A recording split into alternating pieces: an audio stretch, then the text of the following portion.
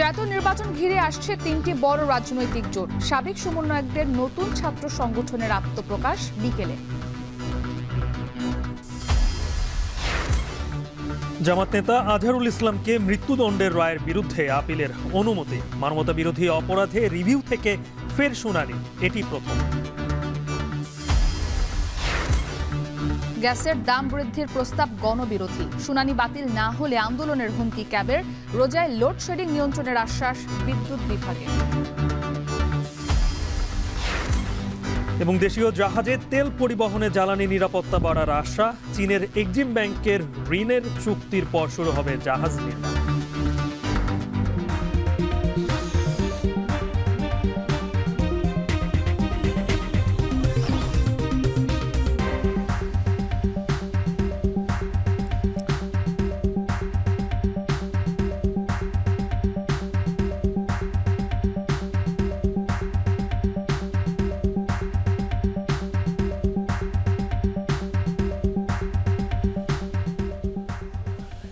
স্বাগত। এখন দুপুরে পুরো আয়োজনে আপনাদের সাথে আছে আমরা দুজন, আমি ইসরাত মুক্তি, আমি গালিব ইবনে রিয়াজ। গালিব, আগামী জাতীয় সংসদ নির্বাচনকে ঘিরে তিনটি বড় রাজনৈতিক দলের আত্মপ্রকাশ হতে যাচ্ছে। এর মধ্যে বিএনপির নেতৃত্বে সমমনা যে দলগুলো রয়েছে সেগুলো নিয়ে একটি, জামায়াতের নেতৃত্বে যে ইসলামী দলগুলো রয়েছে সেগুলো নিয়ে একটি, এবং ছাত্রদের নেতৃত্বে যে নতুন দলটি হতে যাচ্ছে আমরা বেশ অনেকদিন থেকেই শুনতে পাচ্ছি সেটি একটি। মুক্তি, গতকালকে কিন্তু সেনাপ্রধানও বলেছে ডিসেম্বরের মধ্যে নির্বাচন, এবং আমরা যতটুকু জানতে পারছি ডিসেম্বর কিংবা মার্চে এই সময়ের মধ্যে নির্বাচন হবে। তাহলে জোটের যেই হিসেব নিকেশ সেটি মিলাতে কিন্তু এখন ব্যস্ত হয়ে গেছে, বিশেষ করে বড় যেই দলগুলো রয়েছে। আপনি নিশ্চয়ই জানেন যে একটি দল বিএনপি সহ সমমনা যে দলগুলো রয়েছে তাদের অনেক নেতা কিন্তু এখন চীন সফরে রয়েছে। তো তাদেরকে নিয়ে যে একটা দল জোট গঠন হতে পারে সেটি নিয়েও কিন্তু জোরে সোরে চারদিকে অনেক কথা হচ্ছে। এনে বেলায়েত হোসেনের একটি প্রতিবেদন রয়েছে। বিএনপি জামায়াত রাজনীতির মাঠে একসময়ের চিরমিত্র দুটি দল। 2001 সালের অষ্টম জাতীয় সংসদে জোটবদ্ধ নির্বাচন করে সরকার গঠন করেছিল তারা। এরপর 2008-এর নির্বাচনে একসাথে বিরোধী দলে। তারপর থেকে টানা 17 বছর রাজপথে কাঁধে কাঁধ মিলিয়ে একই মঞ্চ থেকে রাজনৈতিক কর্মসূচি দিয়ে আওয়ামী বিরোধী যুগপথ আন্দোলনে সঙ্গী ছিল দল দুটি। কিন্তু 5ই আগস্টের পরিবর্তিত প্রেক্ষাপটে বদলে গেছে সবকিছু। রাজনীতির মাঠে মিত্র দুটি দলের মধ্যে এখন যোজন যোজন দূরত্ব। অন্যদিকে জুলাই বিপ্লবের কেন্দ্রে থাকা ছাত্র জনতার নেতৃত্বে আসছে নতুন রাজনৈতিক শক্তি। সব মিলিয়ে এক ভিন্ন রাজনৈতিক সমীকরণের দিকে যাচ্ছে বাংলাদেশ। এই অবস্থায় আগামী নির্বাচনকে ঘিরে কে কোন জোটের দিকে ঝুঁকছে তা নিয়ে এখন ব্যাপক সরব রাজনীতির মাঠ। বিভিন্ন দলের নেতাদের সঙ্গে কথা বলে জানা যায়, ত্রয়োদশ জাতীয় সংসদ নির্বাচনকে ঘিরে তিনটি বড় রাজনৈতিক জোটের উত্থান হবে। সমমনা দলগুলোকে নিয়ে কিছু আসন ভাগাভাগি করে নির্বাচন করবে বিএনপি। সেক্ষেত্রে বিএনপির সাথে চীন সফরে থাকা দলগুলোর সাথেই জোট হতে পারে বলে ধারণা অনেকের। অন্যদিকে জামায়াতের চেষ্টা সবগুলো ইসলামী দলকে একই ব্যালটে ঐক্যবদ্ধ করা। সেক্ষেত্রে ছাত্র জনতার নেতৃত্বে নতুন যে দল আসছে তারা বিএনপি বা জামায়াত কারো সাথেই আপাতত জোটবদ্ধ হচ্ছে না বলে জানা গেছে। তাদের নেতৃত্বে নতুন আরেকটি জোটের আত্মপ্রকাশ হচ্ছে। বিএনপি সমমনা প্রায় 8-10টা দলের নেতৃবৃন্দরা একসাথে চায়না যাচ্ছে, বেইজিংয়ে সফরে যাচ্ছে।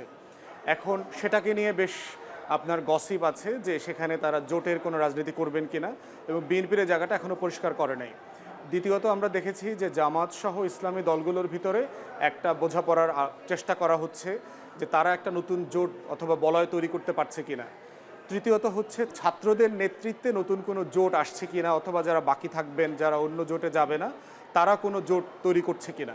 এখানে যেটা আমরা 42টি রাজনৈতিক দল যারা যুগপৎ আন্দোলন করেছি, বিশেষ করে বিএনপি জামাত সহ, তাদের সাথে প্রত্যেকেরই মোটামুটি কিন্তু একটা বোঝাপড়া আছে।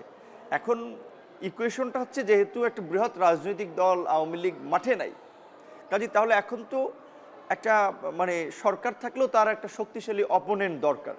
যদিও তারা বলছেন বিএনপির সাথে গিয়ে দু একটি আসন ভাগাভাগির রাজনীতি না করে শক্ত বিরোধী দলে থাকাটাও একটি কার্যকর সংসদের জন্য ইতিবাচক রাজনীতির ধারা তৈরি করবে। সংসদে যদি ফাংশনাল অপোজিশন না থাকে, বিএনপির মতো বড় দলকে যদি জবাবদিহিতার আওতায় আনা না যায়, তাহলে বিএনপি রাষ্ট্রকে যে সুশাসনের জন্য ওয়াদা করছে সেটা সে ডেলিভার করতে পারবে না। তো সেখানে এরকম আলোচনাও আছে যে বিএনপি সহ যারা আওয়ামী বিরোধী জোটে ছিলেন, বিএনপি এককভাবে নির্বাচন করবে আর বিএনপি ছাড়া বাকিরা সবাই মিলে একটা বিরোধী দল হতে পারে কিনা, সেই আলোচনাটাও চলছে।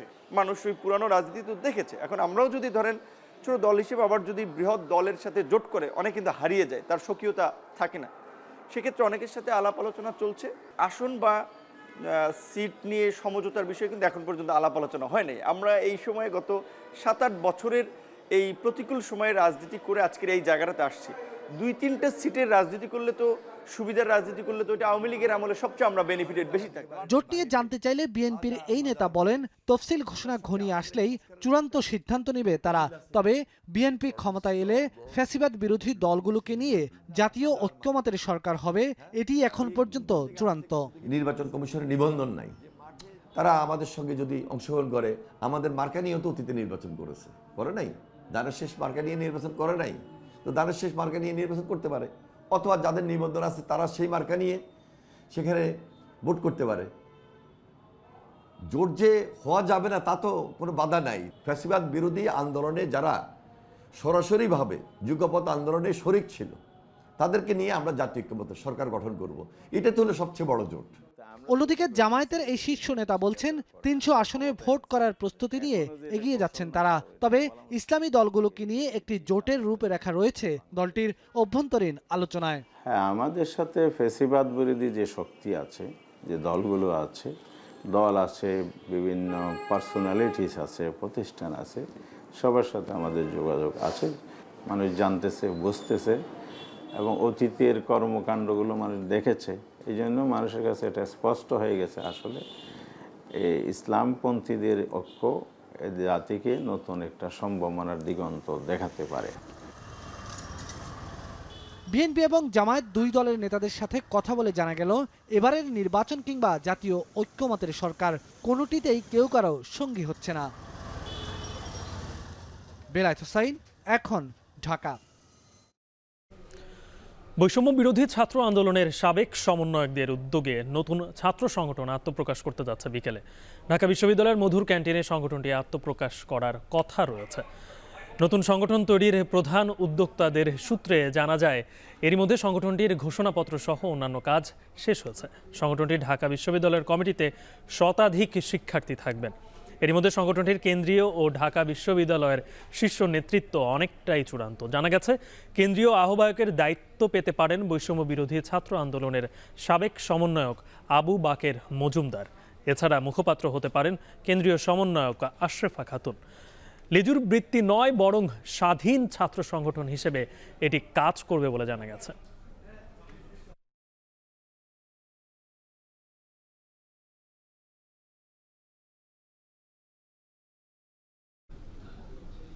স্থানীয় সরকার নির্বাচনের আগে জাতীয় নির্বাচনের দাবিতে সমাবেশ করেছে বিএনপি মনোনীত ঢাকা জেলার সাবেক স্থানীয় জনপ্রতিনিধিরা। সকালে জাতীয় প্রেস ক্লাবের সামনে সমাবেশ করেন তারা। সমাবেশ থেকে তারা জানান, জাতীয় নির্বাচনের আগে কোনো স্থানীয় সরকার নির্বাচন হতে পারে না। দেশের চলমান সংকট নিরসনে জাতীয় সংসদ নির্বাচনের বিকল্প নেই। পরে প্রেস ক্লাব থেকে মিছিল নিয়ে প্রধান উপদেষ্টার বাসভবনের দিকে গেলে পথে তাদের বাধা দেয় পুলিশ। এ সময় তাদের 5 জনের একটি প্রতিনিধি দল প্রধান উপদেষ্টার বাসভবনে স্মারকলিপি নিয়ে যান।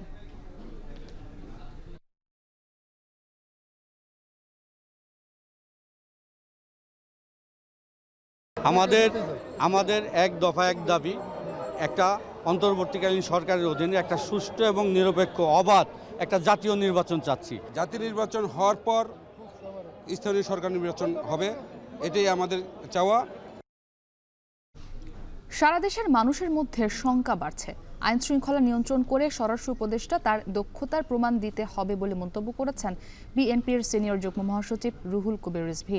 দুপুরে গুলশানের চেয়ারপারসন কার্যালয়ে চিকিৎসা সহায়তা প্রদান কর্মসূচিতে এসব বলেন তিনি। এটা তো কোনো মানুষ প্রত্যাশা করে না বর্তমান অন্তর্বর্তীকালীন সরকারের কাছ থেকে। স্বরাষ্ট্র উপদেষ্টা তিনি একজন ভালো মানুষ, আমরা জানি, সৎ মানুষ নিঃসন্দেহে, কিন্তু তার দক্ষতা প্রমাণ করতে হবে যে তার আইন শৃঙ্খলা বাহিনী যথাসময়ে তারা দায়িত্ব পালন করছে। অপরাধ সংঘটিত হওয়ার সঙ্গে সঙ্গেই অপরাধীদের আইনের আওতায় আনা হচ্ছে বলে দাবি করেছেন স্বরাষ্ট্র উপদেষ্টা জাহাঙ্গীর আলম চৌধুরী।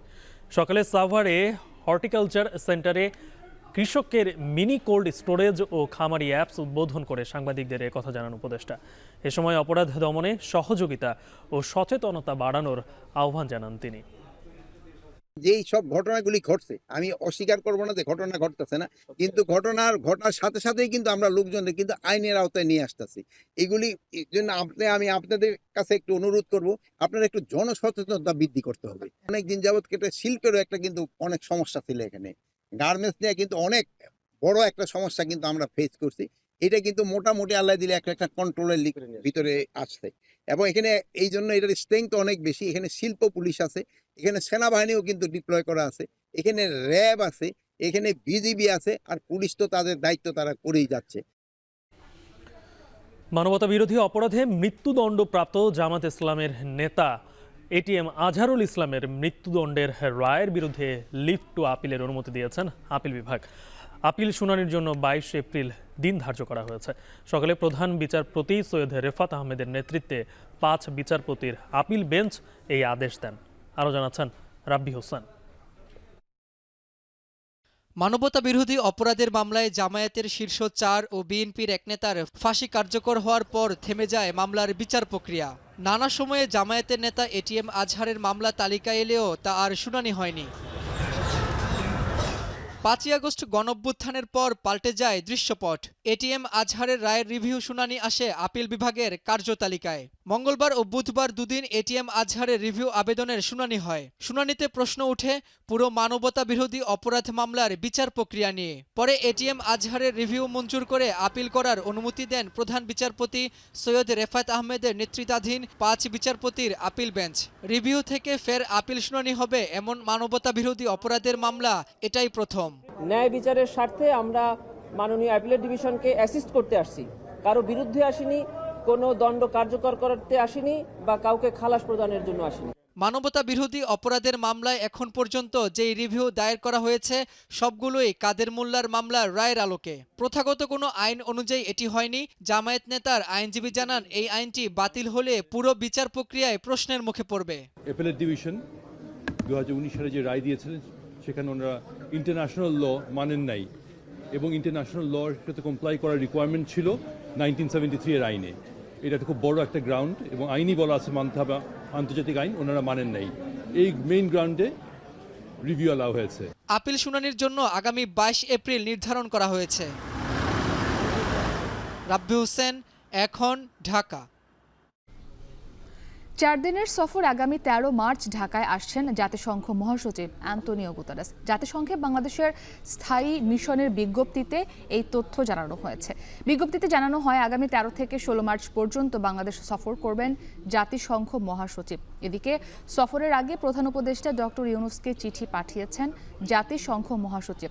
সফরে রোহিঙ্গা ইস্যুতে আলোচনা ও সহযোগিতার আশ্বাস দেওয়া হয়েছে। এর আগে প্রধান উপদেষ্টা রোহিঙ্গা ও অগ্রাধিকার ইস্যু বিষয়ক বিশেষ দূত ডক্টর খলিলুর রহমান 7 ফেব্রুয়ারি নিউ ইয়র্কে জাতিসংঘ মহাসচিবের সঙ্গে সাক্ষাৎ করে ডক্টর ইউনূসের পাঠানো আমন্ত্রণপত্র হস্তান্তর করেন। 2018 সালে ঢাকা সফর করেন জাতিসংঘ মহাসচিব। সে সময় কক্সবাজারে রোহিঙ্গা ক্যাম্প পরিদর্শন করেন তিনি।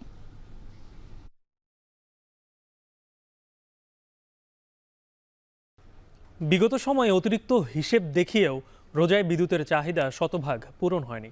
তবে এবার লোডশেডিং নিয়ন্ত্রণে রাখার আশ্বাস দিয়েছে বিদ্যুৎ বিভাগ। যদিও আদানি আর আমদানি গ্যাসে নির্ভর করেই মেটাতে হবে চাহিদা, তবে বর্তমান পরিস্থিতিতে আদানির ওপর পুরো নির্ভর না থেকে নিজস্ব প্ল্যান্টগুলোর সক্ষমতা বাড়ানোর পরামর্শ পাওয়ার সেলের সাবেক মহাপরিচালকের। আরও জানাচ্ছেন মাঝার মাহবুব। গরমকালে বাসাবাড়িতে সেহরি ইফতারে বিদ্যুতের চাহিদা বাড়ে কয়েক গুণ। অপরদিকে উৎপাদন খাত ও মার্কেটগুলোতে ঈদের প্রস্তুতির কারণেও চাপ পড়ে বিদ্যুতের ওপর। প্রতিবারই লোডশেডিংয়ের কবলে পড়েছে দেশবাসী। যদিও বিগত সময়ে 30,000 মেগাওয়াট সক্ষমতার গল্প শুনিয়েছে আওয়ামী লীগ সরকার, যা ছিল শুধু কাগজে কলমেই। বিদ্যুৎ বিতরণ সংস্থাগুলো বলছে এবার শীত মৌসুমে রাজধানীতে বিদ্যুৎ লেগেছে 1000 থেকে 1200 মেগাওয়াট, যা ফেব্রুয়ারির শেষের দিকে বেড়ে দাঁড়িয়েছে 1.5 থেকে 2000-এ। আর রমজানে গিয়ে চাহিদা দাঁড়াবে 3 থেকে 3500 মেগাওয়াটে। সাধারণত সর্বোচ্চ গরমের সময় ডিপিডিসি ও ডেসকো মিলে সর্বোচ্চ চাহিদা 4000-এর আশপাশেই থাকে। ডেসকো কর্তৃপক্ষ বলছে রমজান মাস বিবেচনায় ঘাটতি সমন্বয় করে বিদ্যুৎ উন্নয়ন বোর্ড পুরোটা সরবরাহ করলে চাহিদা মতো বিতরণ করতে পারবে তারা। অসুবিধা হবে না, আমাদের ইনফ্রাস্ট্রাকচার ইজ ওয়েল এনাফ। আমাদের কোনো 2000 মেগাওয়াট হলে আমরা সাপ্লাই দিতে পারবো। একটু ফুয়েল প্রাইসিং সেটা তো জানেন, গ্লোবাল এই ফুয়েলের প্রবলেম আছে। সাথে যদি জেনারেশন কিছুটা শর্টেজ হয়ে যায়, সেক্ষেত্রে যদি লোডশেড করতে হয় আমাদেরকে অ্যালোকেশন দিতে বলে দিয়ে দেয়, সেক্ষেত্রে আমাদেরকে লোডশেড করতে হবে, আদারওয়াইজ আমাদের লোডশেড দরকার হয়। বিগত রমজানে সারা দেশে প্রতিদিন লোডশেডিং করতে হয়েছে 2000 মেগাওয়াটের বেশি। তবে এবার রোজায় নিরবচ্ছিন্ন বিদ্যুৎ সরবরাহের প্রস্তুতি নিয়ে রেখেছে বিদ্যুৎ বিভাগ। যদিও আগের মতো এবারও ভরসা আমদানিকৃত গ্যাস জ্বালানিতে বিদ্যুৎ উৎপাদন। এর মধ্যে আদানির বিদ্যুতে আশার বাণী পিডিবির। গ্যাস ভিত্তিক 6500 মেগাওয়াট এর মতো জেনারেশন, আর ক্রস বর্ডার আছে, কোল পাওয়ার প্ল্যান্ট আছে, এবং বাকিটা আমরা এইচএফ থেকে রিকোয়ারমেন্ট বেসিস আমি সিস্টেম চালাবো আর কি। পজিটিভ করবে যে আমরা লিকুইড ফুয়েল পাইলে কি করে আদানির ফুল লোড পাইলে আমরা লিকুইড ফুয়েল সেই হিসেবে কম চালাইতে পারবো। ডলারের কিছু ঘাটতি ছিল, এখন অনেকটাই কভার হয়ে গেছে আর কি। তবে ভারত বাংলাদেশ টানাপোড়েনের মধ্যে আদানির বিদ্যুতের উপর ভরসা না করে বরং পুরনো পাওয়ার স্টেশনগুলো সংস্কার করে নিজস্ব সক্ষমতা বাড়ানোর পক্ষে মত পাওয়ার সেলের সাবেক মহাপরিচালকের। বেশ কয়েকটা পাওয়ার স্টেশন মেনটেন্যান্সের উপরে বন্ধ আছে। এইগুলো কিন্তু এতদিন এই সরকার আসার পরও 6 মাস তো হয়ে গেল, তারা এইগুলোকে মেনটেন করার চেষ্টা করতো, মানে সংরক্ষণ যদি করতো তাইলে কিন্তু আরও 5-6 হাজার মেগাওয়াট এখানে আসতো। গার্মেন্টস নিয়ে ওদের সঙ্গে আমার ঝগড়া, অনেক কিছু নিয়ে ঝগড়া চলছে। আমরা যেই ভালো যাব ওদের বিদ্যুৎ ব্যবহার করে খাট করে একটা ব্রেকডাউন দেখায় বলবে যে আমি বিদ্যুৎ দিতে পারবো না, এটা তো স্বাভাবিক। আবার রেট তো আছেই। এবছরের শুরুতে বিদ্যুতের চাহিদা ছিল 9000 মেগাওয়াটেরও কম। শীত কমায় তা বেড়ে ফেব্রুয়ারির শেষ সপ্তাহে দাঁড়িয়েছে প্রায় 12000 মেগাওয়াটে। এবার রোজায় সর্বোচ্চ 16000 এবং পুরোপুরি গ্রীষ্মে চাহিদা ধরা হয়েছে 18000 মেগাওয়াট। তবে চাহিদার বিপরীতে এবারও 13 থেকে 15000 মেগাওয়াটের বেশি উৎপাদনের ঘোষণা দিতে পারেনি বিদ্যুৎ বিভাগ। মাজহার মাহবুব, এখন, ঢাকা। গ্যাসের দাম বৃদ্ধির প্রস্তাব গণবিরোধী মন্তব্য করে শুনানি বাতিলের দাবি জানিয়েছে তেল গ্যাস রক্ষা কমিটি ও ক্যাব। এ সময় তারা শুনানি বর্জন করে। গ্যাস বিতরণ কোম্পানিগুলোর দাম বাড়ানোর প্রেক্ষিতে বুধবার গণশুনানির আয়োজন করে বিইআরসি। শিল্পে 30 টাকা ও ক্যাপটিভে 31 টাকা 50 পয়সা মূল্যের প্রতি ঘনমিটার গ্যাসের দাম বাড়িয়ে 75 টাকা 72 পয়সা নির্ধারণের প্রস্তাব দিয়েছে বিতরণ কোম্পানিগুলো। তবে এই প্রস্তাবে কোনো কাটছাট না করলেও বরং গ্যাসের মূল্যের ওপর সরকারের রাজস্ব কমানোর সুপারিশ করে কারিগরি কমিটি। শুনানিতে পেট্রো বাংলার অধীনে থাকা কোম্পানিগুলোর যুক্তি, গ্যাসের দাম বাড়ানো না হলে এলএনজি আমদানি করতে গিয়ে চলতি বছর সরকারকে বিশাল টাকা ভর্তুকি দিতে হবে। এ দাবির পরিপ্রেক্ষিতে কোনো কাটছাট করেনি কারিগরি কমিটি। তবে বিইআরসির কারিগরি কমিটির মূল্যায়নে অনুযায়ী গ্যাস বিক্রি থেকে গ্রাহক পর্যায়ের ভ্যাট কমানোর সুপারিশ করা হয়েছে। সুপারিশ কার্যকর হলে গ্যাসের দাম বাড়বে, তবে রাজস্ব হারাবে সরকার। এ সময় শুনানি বন্ধের দাবিতে আন্দোলন চালিয়ে যাওয়ার ঘোষণা দিয়ে শুনানি স্থল ত্যাগ করে তেল গ্যাস রক্ষা কমিটি ও ক্যাব।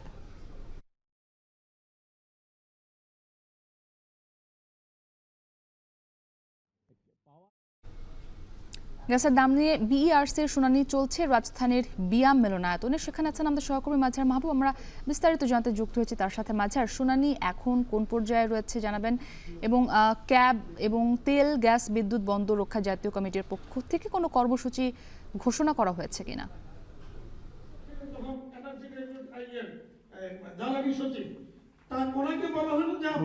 আজকে সকাল থেকেই কিন্তু 10টা থেকে শুনানি শুরু হয়েছে। সকাল থেকে দুপুর 1টা পর্যন্ত দেশের যে সমস্ত কোম্পানিগুলো গ্রাহক পর্যায়ে গ্যাস বিতরণ করে থাকে তারা কিন্তু তাদের প্রস্তাবনা দিয়েছে, এবং এখন দ্বিতীয় দফায় কিন্তু শুনানি কার্যক্রম শুরু হয়েছে। আমরা দেখতে পাচ্ছি যে এখানে বাংলাদেশ গার্মেন্টস শিল্প সংগঠন বিজেএমএ এর তারা নেতারা এখানে কথা বলছেন, এবং তারা তাদের আসলে গ্যাস দাম বাড়ানোর পক্ষে বিপক্ষে তারা কিন্তু যার যার জায়গা থেকে তারা তাদের যুক্তি দিচ্ছেন। একটু জানিয়ে রাখতে চাই যে এবছরের শুরুর দিকে যে বিতরণ কোম্পানিগুলো গ্যাসের দাম ক্যাপটিভ চালানোর ক্ষেত্রে এবং হচ্ছে শিল্পের ক্ষেত্রে যেখানে 30 টাকা 31 টাকা দাম ছিল, সেখানে কিন্তু 75 টাকা পর্যন্ত দাম, অর্থাৎ দ্বিগুণেরও বেশি করার কিন্তু প্রস্তাবনা দেওয়া হয়েছে। এবং গত বছর 2023 সালের ফেব্রুয়ারি মাসে আওয়ামী লীগ সরকার গেজেট প্রকাশ করে মন্ত্রণালয়ের পক্ষ থেকে তারা এই দাম বাড়িয়েছিল, এবং ওই সময় কিন্তু বাংলাদেশ এনার্জি রেগুলেটরি কমিশনের যে সক্ষমতা সেটি কিন্তু আসলে খর্ব করে ফেলা হয়েছিল। এবার এনার্জি রেগুলেটরি কমিশনকে দিয়ে আসলে শুনানি হচ্ছে, তবে এনার্জি রেগুলেটরি কমিশনের যে কারিগরি কমিটি তারা কিন্তু পেট্রোবাংলার যে প্রস্তাবনা সেটি ঠিক রাখছে। তবে এখান থেকে সরকার গ্রাহক পর্যায় থেকে যে রাজস্ব আহরণ করে সেখানে আসলে কাটছাট করার বিষয়ে কিন্তু এনার্জি রেগুলেটরি কমিশন সুপারিশ করেছে, এবং তার বিপরীতে ক্যাব এবং আমরা দেখেছি যে তেল গ্যাস রক্ষা কমিটি তারা আন্দোলন করছে, এবং তারা সকাল থেকে বাইরে মানববন্ধন করেছিল, এবং তারা এখানে অংশ নিয়ে এই অনুষ্ঠান কিন্তু তারা শুনানি কিন্তু বর্জন করে তারা বের হয়ে গেছে, এবং তারা বলেছে যে তারা মাঠে থাকবে মুক্তি। চীন থেকে 2600 কোটি টাকা ব্যয়ে বাংলাদেশ শিপিং কর্পোরেশনের নতুন 4টি জাহাজ কেনার উদ্যোগ 6 বছর পর আলোর মুখ দেখছে। সরকারের পট পরিবর্তনে অনিশ্চয়তা তৈরি হলেও জাহাজ ক্রয়ের সম্প্রতি চীনের এক্সিম ব্যাংকের সাথে অর্থনৈতিক সম্পর্ক বিভাগের বাণিজ্য চুক্তি এক্ষেত্রে বড় অগ্রগতি। ঋণ চুক্তি হলেই শুরু হবে জাহাজ নির্মাণ। সংশ্লিষ্টদের মতে এতে শুধু বিএসসি লাভবান হবে না, দেশীয় জাহাজে জ্বালানি তেল পরিবহনের ফলে সুরক্ষিত হবে জ্বালানি নিরাপত্তাও। বাকিটা জানাবেন হাজিরা শিউলি।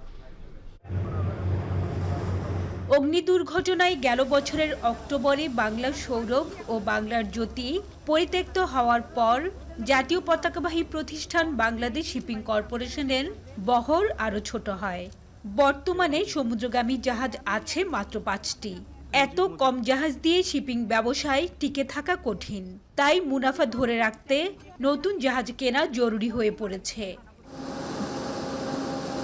6 বছর আগে চীনা ঋণে শিপিং কর্পোরেশনের নতুন জাহাজ কেনার উদ্যোগ অবশেষে বাস্তবায়িত হচ্ছে। সম্প্রতি চীনের এক্সিম ব্যাংকের সাথে বাণিজ্য চুক্তি করেছে অর্থনৈতিক সম্পর্ক বিভাগ। এর আগে 2023-এর অক্টোবরে China National Machinery Export and Import Corporation সিএমসির সঙ্গে 2600 কোটি টাকা ব্যয়ে 4টি জাহাজ কেনার চুক্তি করে বিএসসি। কথা ছিল এই অর্থে 6টি জাহাজ কেনা হবে, কিন্তু প্রক্রিয়াগত জটিলতা ও দর কষাকষিতে 2.5 বছরে ডলার ও নির্মাণ উপকরণের দাম বাড়ায় সেটি সম্ভব হয়নি। বাণিজ্য চুক্তি হওয়ার পর এখন অপেক্ষা ঋণ চুক্তির। শিপিং কর্পোরেশনের প্রত্যাশা আগামী 3 থেকে 4 মাসের মধ্যে ঋণ চুক্তি সই হবে, এরপর শুরু হবে জাহাজ নির্মাণ। কমার্শিয়াল এগ্রিমেন্ট অলরেডি হয়ে গেছে। এখন সিটকা যদি আমাদের লোন অ্যাপ্লিকেশনের এগেনস্টে অনুমোদন দেয় তাহলে লোন এগ্রিমেন্টটা সাইন হবে। সেই সাইনটা হবে চাইনিজ যে অর্থায়ন করছে এক্সিম ব্যাংক এবং আমাদের ইআরডির মধ্যে। এটা হয়ে গেলে আমাদের জাহাজের কনস্ট্রাকশন ফেজ বা এক্সিকিউশন ফেজ শুরু হয়ে যাবে। বর্তমানে ইস্টার্ন রিফাইনারির আমদানি করা 13 লাখ টন অপরিশোধিত জ্বালানি তেলের পুরোটা বিদেশি জাহাজ ভাড়া করে পরিবহন করে বিএসসি। এতে বিপুল অঙ্কের বৈদেশিক মুদ্রা চলে যাচ্ছে বাইরে। ক্রয়ের প্রক্রিয়ায় থাকা 4টি জাহাজের মধ্যে 1,14,000 টন ধারণ ক্ষমতার 2টি মাদার ট্যাঙ্কার দিয়ে বিপিসির তেল আমদানির টার্গেট শিপিং কর্পোরেশনের, আর 82,000 টন ধারণ ক্ষমতার 2টি বাল্ক কার্গো জাহাজে পরিবহন করবে কয়লা সহ অন্যান্য পণ্য। এতে বৈদেশিক মুদ্রা সাশ্রয়ী শুধু নয়, লাভবান হবে বিএসসি। যেটা আমরা এখন চার্টারিংয়ের মাধ্যমে ফরেন ভেসেল নিয়ে আসছি সেটা এখন আমাদের নিজস্ব ভেসেল। তো সুতরাং দেশের সমস্ত ফরেন কারেন্সি যেটা আমরা এই পারপাসে ব্যয় হতো সেটা হবে না, নিজস্ব অর্থায়নে নিজস্ব দেশের মধ্যে থেকে যাবে। At the same time BSc লাভবান হবে। অভিযোগ উঠেছে বাজার দরের চেয়ে বেশি দামে জাহাজ কিনছে বিএসসি। শিপিং সংশ্লিষ্টরা বলছেন প্রক্রিয়া শুরুর পর দ্রুত জাহাজ কিনলে অনেক কম দরেই জাহাজ কেনা যেত। একই জাহাজ যদি প্রাইভেটে কিনতো এবং একই জাহাজ বিএসসি কেনার মধ্যে প্রাইসের অনেক তারতম্য। এটা একটা বিরাট বড় কনসার্ন আমাদের। আমি মনে করি যে ন্যাশনাল ফ্লিট আমাদের গ্রোথ দরকার, কিন্তু সেই ন্যাশনাল ফ্লিটের গ্রোথ করার জন্য যেই ধরনের পলিসি দরকার সেই পলিসির মধ্যে একটা আমূল পরিবর্তন আনা দরকার। বর্তমানে বিএসসির বহরে থাকা 5টি জাহাজের মধ্যে 3টি ওয়েল ট্যাঙ্কার ও 2টি বাল্ক কার্গো জাহাজ। চীন থেকে কেনা সবগুলো জাহাজের ধারণ ক্ষমতা 39,000 মেট্রিক টন। হাজিরা শিউলি, এখন চট্টগ্রাম। লাগেজ ট্রলি সহ মালামাল কেনাকাটায় দুর্নীতির অভিযোগে বেসামরিক বিমান চলাচল কর্তৃপক্ষের কার্যালয়ে অভিযান চালাচ্ছে দুর্নীতি দমন কমিশন। অভিযানের সবশেষ খবর জানাতে সরাসরি যুক্ত হচ্ছেন সহকর্মী নাজমুস সাকিব। সাকিব, অভিযান থেকে এখন পর্যন্ত কি কিছু পাওয়া গেছে, আর কাউকে কি আটক করা হয়েছে কিনা?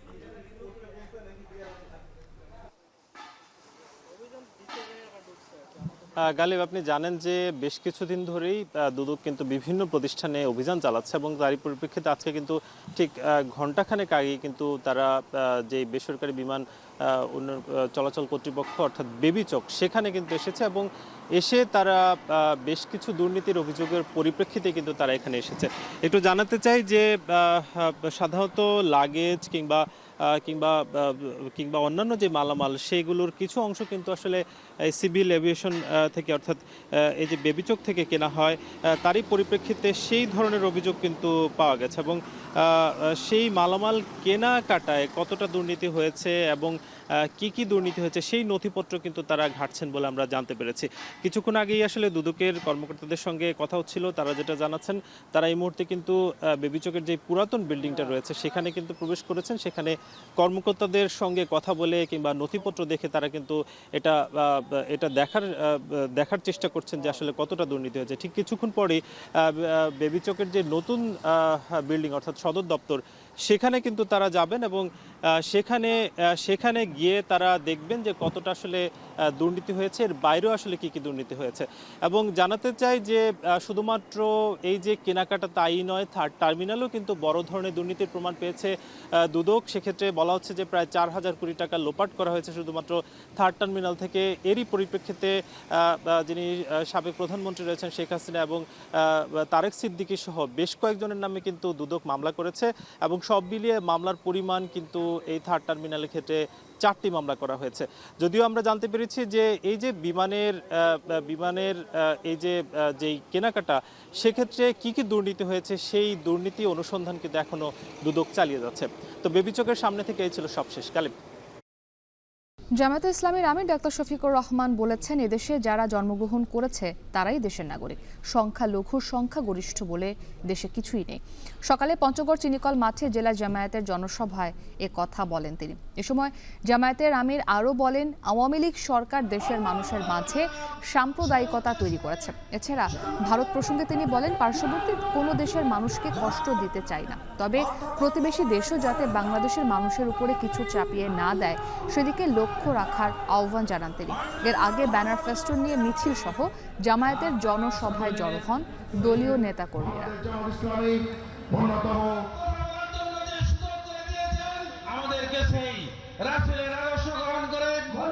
চট্টগ্রামে প্রতারণার মাধ্যমে ব্যবসায়ীর কাছ থেকে 11 কোটি টাকা আত্মসাৎ করার অভিযোগ উঠেছে ইস্টার্ন ব্যাংকের এমডি সহ 46 কর্মকর্তাদের বিরুদ্ধে। ব্যাংক কর্মকর্তাদের সমন্বয়ে গড়ে ওঠা চক্রটি 6টি জাল অ্যাকাউন্টের মাধ্যমে বিপুল এই টাকা আত্মসাৎ করে। এ ঘটনায় ব্যাংকটির এমডি, পরিচালনা পরিষদ সহ 46 জনের বিরুদ্ধে আদালতে মামলা করেছেন ভুক্তভোগী ওই গ্রাহক। এ বিষয়ে জানতে ব্যাংকের শাখায় গেলে ম্যানেজারকে পাওয়া যায়নি, বক্তব্য দিতে রাজি হয়নি কেউই। চট্টগ্রাম থেকে আরও জানাবেন হোসাইন জিয়াদ।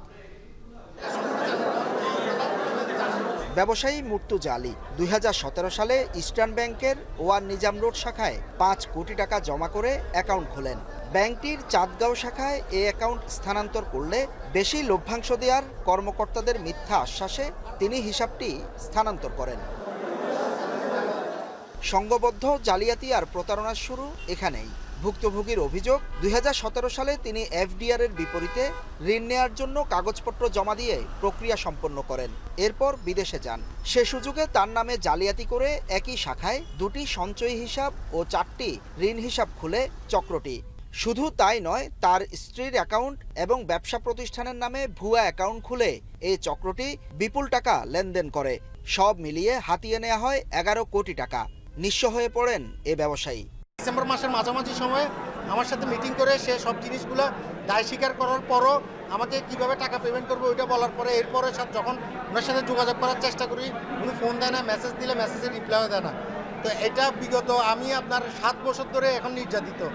এ ঘটনার পর টাকা আদায়ে ব্যাংক কর্মকর্তাদের সাথে দীর্ঘ 5 বছর বারবার যোগাযোগ ও মিটিং করেন ভুক্তভোগী, কিন্তু একাধিকবার আশ্বাস দিয়েও কথা না রাখায় অবশেষে ইস্টার্ন ব্যাংকের এমডি, পরিচালক পরিষদ সহ 46 জনের বিরুদ্ধে আদালতে আজ মামলা দায়ের করেন তিনি। এমডি ফিকার সাহেব আমাদেরকে ডাকান, আমরা ওখানে যাই, আলী রেজা ইফতেখার সাহেব, আমরা ওখানে যাই, যাওয়ার পরে উনি আশ্বাস দেন আমাদের টাকাটা ফেরত দিয়ে দিবেন, কিন্তু কালক্ষেপণ করে আজকে 5 থেকে 6 মাস আমাদেরকে ঘুরাই। আমরা আদালতকে বলেছি এখানে হেড অফিসের যারা ডিরেক্টর বোর্ড আছে, যারা লোন সেকশনের সাথে যারা আছে, ওরা সবাই এখানে জড়িত আছে। অভিযোগের বিষয়ে জানতে ব্যাংকটির চাঁদগাঁও শাখায় গেলে ম্যানেজারের রুম ফাঁকা পাওয়া যায়। অন্যরাও এ বিষয়ে কোনো বক্তব্য দিতে রাজি হয়নি। ভুক্তভোগীর দাবি, এমন ভয়াবহ প্রতারণা আরও গ্রাহকের সাথে করা হলেও ভয়ে মুখ খুলতে রাজি হচ্ছে না কেউ। হোসাইন জিয়াদ, এখন চট্টগ্রাম। বিধিনিষেধ প্রত্যাহারের পরেও পর্যটক শূন্য মেঘের রাজ্য সাজেকে ক্ষতিগ্রস্ত ব্যবসায়ী ও স্থানীয়দের মাঝে ত্রাণ বিতরণ করা হয়েছে। এ নিয়ে আরও জানাতে যুক্ত হচ্ছেন জিয়াউর রহমান জুয়েল। জুয়েল, পার্বত্য চট্টগ্রাম বিষয়ক উপদেষ্টা কখন ঘটনাস্থল পরিদর্শন করবে, আর সার্বিক তদন্ত কমিটি এই ঘটনার জন্য কি দায় দিচ্ছেন, কিংবা এর সাথে আসলে কারা সংশ্লিষ্ট রয়েছেন, এরকম কোনো বিষয় এখন পর্যন্ত উঠে এসেছে কিনা? আজকে অগ্নিকাণ্ডের ঘটনার পরেই যে একটি তদন্ত কমিটি করা হয়েছে, সেই 5 সদস্যের তদন্ত কমিটির প্রধান করা হয়েছে স্থানীয় সরকার বিভাগের উপপরিচালক মোহাম্মদ মোবারক হোসেনকে, এবং একই সঙ্গে তদন্ত কমিটির সদস্য সচিব করা হয়েছে বাঘাছড়ি উপজেলা নির্বাহী কর্মকর্তা শিরিন আক্তারকে। এর সঙ্গে আরো 3 সদস্য হলেন সহকারী পুলিশ সুপার, যিনি বাঘাছড়ি সার্কেলের পুলিশ সহকারী পুলিশ সুপার হিসেবে দায়িত্ব পালন করছেন। এর সঙ্গে দিঘিনালা বিদ্যুৎ বিভাগের সহকারী প্রকৌশলী এবং একই সঙ্গে সেখানে যে রাঙ্গামাটি ফায়ার সার্ভিসের সহকারী পরিচালক, এই 3 জনকে সদস্য করা হয়েছে।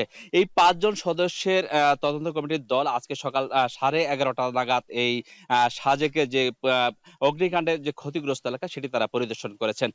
সেখানে দীর্ঘক্ষণ ধরে তারা এলাকা পরিদর্শন করে বোঝার চেষ্টা করেছেন কি ধরনের আগুন থেকে সেটি আসলে সূত্রপাত হয়েছে, এবং এই ক্ষয়ক্ষতির পরিমাণ আসলে তারা নির্ধারণ করবে না, যদিও সেটি ফায়ার সার্ভিস কর্তৃপক্ষ করবেন। তারপর সেই তদন্ত কমিটির প্রধানের সঙ্গে আমরা কথা বলেছি, তিনি যেটি জানিয়েছেন যে 3টি প্রধান ইস্যুকে সামনে রেখে তারা তদন্ত এগিয়ে নিয়ে যাচ্ছেন। এর মধ্যে রান্নাঘরের চুলো থেকে বিদ্যুৎ আগুনের সূত্রপাত হতে পারে, কিংবা বিদ্যুতের শর্ট সার্কিট, অথবা যে সিগারেটের আগুন থেকে এই সূত্রপাত হতে পারে। এর বাইরেও যেটি রয়েছে যে এইসব স্থাপনার পাশে দাহ্য পদার্থ থাকে, সেইখান থেকেও অগ্নিকাণ্ডের ঘটনা ঘটে থাকতে পারে। সবগুলো বিষয়কে তারা মাথায় রেখে এই ধরনের বিষয়টি তারা দেখভাল করছেন। রাঙ্গামাটি সাজেক থেকে এই ছিল আমার কাছে সবশেষ। কালিব। আন্তর্জাতিক প্রসঙ্গ, 50 লাখ মার্কিন ডলারের বিনিময়ে মিলবে যুক্তরাষ্ট্রের নাগরিকত্ব। অভিবাসীদের জন্য নতুন এই গোল্ড কার্ড চালুর ঘোষণা দিলেন প্রেসিডেন্ট ডোনাল্ড ট্রাম্প। এর মধ্যে ট্রাম্পের এজেন্ডা বাস্তবায়নের প্রস্তাব পাশে প্রতিনিধি পরিষদে জয় পেয়েছে রিপাবলিকানরা। এছাড়াও স্বাস্থ্যসেবা খাতে কাটছাট, নতুন শুল্ক আরোপ সহ বেশ কয়েকটি নির্বাহী আদেশে সই করেছেন মার্কিন প্রেসিডেন্ট। এদিকে সরকারের অংশ না হয়েও ট্রাম্পের মন্ত্রিসভার বৈঠকে থাকছেন ইলন মাস্ক। বিস্তারিত জানাচ্ছেন তানভীর জনি। কোনো বাধাই যেন আটকাতে পারছে না ট্রাম্পের পরিকল্পনাকে। নানা বাধা বিপত্তি সত্ত্বেও একের পর এক পদক্ষেপ বাস্তবায়নে সফলতার মুখ দেখছেন তিনি। স্থানীয় সময় মঙ্গলবার রাতে রিপাবলিকান নিয়ন্ত্রিত মার্কিন প্রতিনিধি পরিষদে ট্রাম্পের করনীতি ও সীমান্ত নিরাপত্তা এজেন্ডা নিয়ে ভোটাভুটি হয়। কয়েক মুহূর্ত আগেও যা ছিল ব্যর্থতার মুখে। অবশেষে হাড্ডাহাড্ডি লড়াইয়ে 217-215 ভোটে প্রস্তাবটি পাশ হয়। মাত্র একজন রিপাবলিকান প্রতিনিধি বিপক্ষে ভোট দেন। এটিকে চলতি বছরের বাজেট পাশের পরিকল্পনা বাস্তবায়নে বড় জয় হিসেবে দেখছেন প্রতিনিধি পরিষদের স্পিকার মাইক জনসন। এবার বিদেশিদের কাছে যুক্তরাষ্ট্রের নাগরিকত্ব বিক্রির পরিকল্পনা নিয়েছেন ট্রাম্প। $50 লাখ বিনিময়ে মিলবে গোল্ড কার্ড, যা গ্রিন কার্ডের আধুনিক সংস্করণ। এর মাধ্যমে অভিবাসী ও অন্য দেশের নাগরিকরা যুক্তরাষ্ট্রে স্থায়ী হওয়ার সুযোগ পাচ্ছেন। আগামী 2 সপ্তাহের মধ্যেই চালু হবে এই প্রক্রিয়া। ট্রাম্প জানান, এই প্রক্রিয়ার মাধ্যমে যুক্তরাষ্ট্রের করের আওতা বাড়বে, কর্মসংস্থান সৃষ্টি হবে এবং জাতীয় ঋণ পরিশোধে সহায়ক হবে। Maybe 1 million of these cards, maybe more than that. And if you add up the numbers, they're pretty good. As an example, 1 million cards would be worth $5 trillion. 5 trillion. Wow. And if you sell 10 million of the cards, that's a total of $50 trillion. মার্কিন বাণিজ্যমন্ত্রী Howard Lutnick জানিয়েছেন, gold card চালু হলে EB-5 visa program বাতিল হতে পারে, যার মাধ্যমে মার্কিন ব্যবসায়ী বিনিয়োগের মাধ্যমে বিদেশিদের গ্রিন কার্ড দেওয়া হতো। যদিও গ্রিন কার্ডের সুবিধাগুলো গোল্ড কার্ডেও বিদ্যমান থাকবে, তবে এই বিষয়ে এখনও বিস্তারিত জানায়নি ট্রাম্প প্রশাসন। মঙ্গলবার এক নির্বাহী আদেশে আইনজীবী জ্যাক স্মিথ ও তার সঙ্গে কাজ করা আইনজীবীদের নিরাপত্তা ছাড়পত্র স্থগিত করেন ট্রাম্প। এছাড়া স্বাস্থ্যসেবা খরচের উপর স্বচ্ছতা আনতে আরেকটি নির্বাহী আদেশে সই করেন মার্কিন প্রেসিডেন্ট। এদিকে যুক্তরাষ্ট্রের ফেডারেল সরকারের অংশ না হয়েও একের পর এক বিতর্কিত পদক্ষেপ নিচ্ছেন ট্রাম্পের উপদেষ্টা ইলন মাস্ক। সরকারি দক্ষতা বিভাগের প্রধান হয়ে এরই মধ্যে কয়েক হাজার কর্মীকে ছাঁটাই করেছেন তিনি। এবার ট্রাম্পের মন্ত্রিসভার প্রথম বৈঠকে ইলন মাস্ক উপস্থিত থাকবেন বলে নিশ্চিত করেছে হোয়াইট হাউস। তানভীর জানি, এখন বিশ্ব। চ্যাম্পিয়ন্স ট্রফিতে দলীয় সর্বোচ্চ রানের রেকর্ড গড়েও কপালে জুটেছে পরাজয়। এবার ইনজুরি আক্রান্ত দল নিয়ে বাঁচা মরার ম্যাচে আফগানিস্তানের বিপক্ষে টস হেরে ফিল্ডিং ইংল্যান্ড। লাহোরের গাদ্দাফি স্টেডিয়ামে বিকেল ৩টায় শুরু হবে হাই ভোল্টেজ এই ম্যাচটি। গ্রুপ বির প্রথম ম্যাচে হার দিয়ে টুর্নামেন্ট শুরু করেছে আফগানিস্তান ইংল্যান্ড। তবে মঙ্গলবার অস্ট্রেলিয়া দক্ষিণ আফ্রিকার মধ্যকার ম্যাচটি পরিত্যক্ত হওয়ায় এখনও সেমিফাইনালে যাওয়ার সুযোগ রয়েছে দুই দলের সামনে। গাদ্দাফি স্টেডিয়ামে এই আশা বাঁচিয়ে রাখার মিশনেই মাঠে নামবে তারা। ম্যাচের আগে আফগান অধিনায়ক হাসমতুল্লাহ শাহিদি হুঁশিয়ারি দিয়ে রেখেছেন 2023 বিশ্বকাপের মতো আবারও ইংলিশদের চমকে দিতে চায় তার দল। তবে হুঁশিয়ারিতে কান না দিয়ে আবারও জয়ের ধারায় ফিরতে মরিয়ে ইংলিশ ক্যাপ্টেন জশ বাটলার। এদিকে পায়ের চোটে আসর থেকে ছিটকে গেছেন ইংল্যান্ডের বোলিং অলরাউন্ডার ব্রেডন কার্সের বদলি হিসেবে একাদশে জায়গা পেয়েছেন pace bowling all rounder Jamie Overton. অন্যদিকে প্রথম ম্যাচের একাদশ নিয়ে পরিকল্পনা সাজিয়েছে আফগানিস্তান।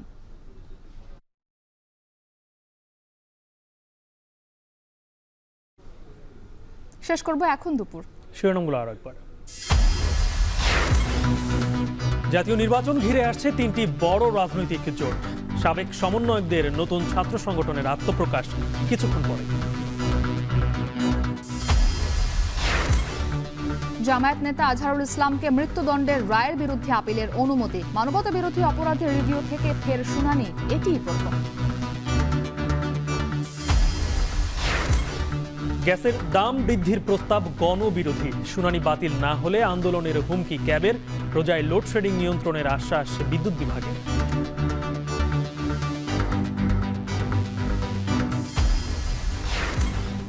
এবং দেশীয় জাহাজে তেল পরিবহনে জ্বালানি নিরাপত্তা বাড়ার আশা। চীনের এক্সিম ব্যাংকের ঋণ চুক্তির পর শুরু হবে জাহাজ নির্মাণ।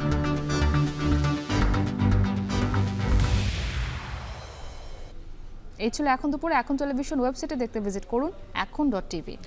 ফেসবুকে চোখ রাখুন facebook.com/tv.এখন, আর ইউটিউবে লাইভ দেখতে ভিজিট করুন youtube.com/c/echontv।